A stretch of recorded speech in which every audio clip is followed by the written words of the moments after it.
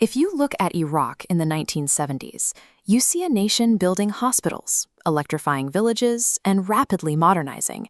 Fast forward a few decades, and that same nation is buried in rubble, missing hundreds of thousands of its citizens.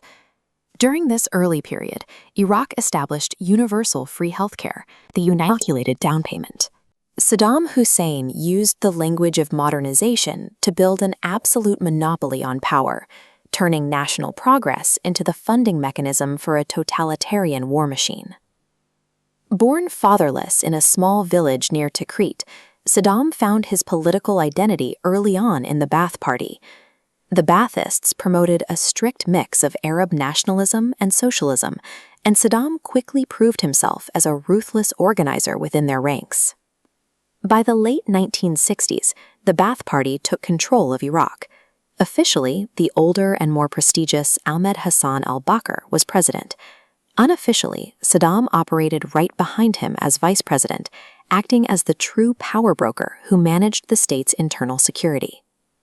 In 1972, Saddam nationalized the country's oil reserves. When the 1973 global energy crisis hit, oil prices skyrocketed, creating a massive influx of cash. With reserves passing $35 billion, Saddam pumped that money into infrastructure, mechanizing agriculture, electrifying towns, and building a dependent middle class. There was a strict condition attached to this new wealth. If you wanted access to the state's hospitals, schools, and infrastructure jobs, you had to demonstrate absolute, unquestioning loyalty to the Ba'ath Party. Economic prosperity became a tool for domestic pacification. Saddam weaponized the nation's own wealth to buy the compliance of the public, ensuring that any threat to his authority was neutralized by the comfort of a paycheck. By July 1979, Saddam no longer needed the cover of a figurehead. He forced the ailing President al-Bakr to step down and took the presidency for himself.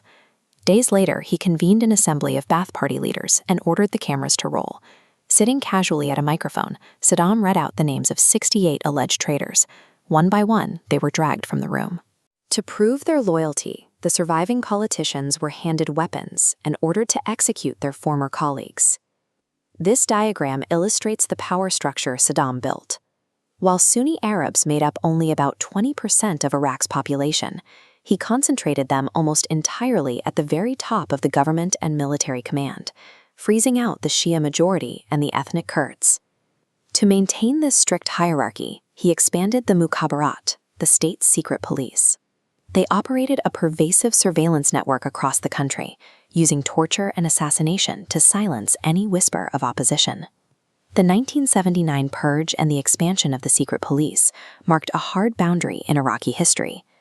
The project of a rapidly developing republic dissolved, replaced entirely by a paranoid personality cult governed by terror. With absolute control at home, Saddam looked outward. In 1980, he ordered the military to invade neighboring Iran. He wanted to seize oil-rich territory and stop the Ayatollah Khomeini's recent Islamic revolution from spilling over the border and inspiring Iraq's own Shia majority. What was supposed to be a quick victory dragged into 8 years of brutal trench warfare. Framing himself as the defender of the Arab world against religious radicalism, Saddam secured massive financial loans and military hardware from Western governments and neighboring Arab states.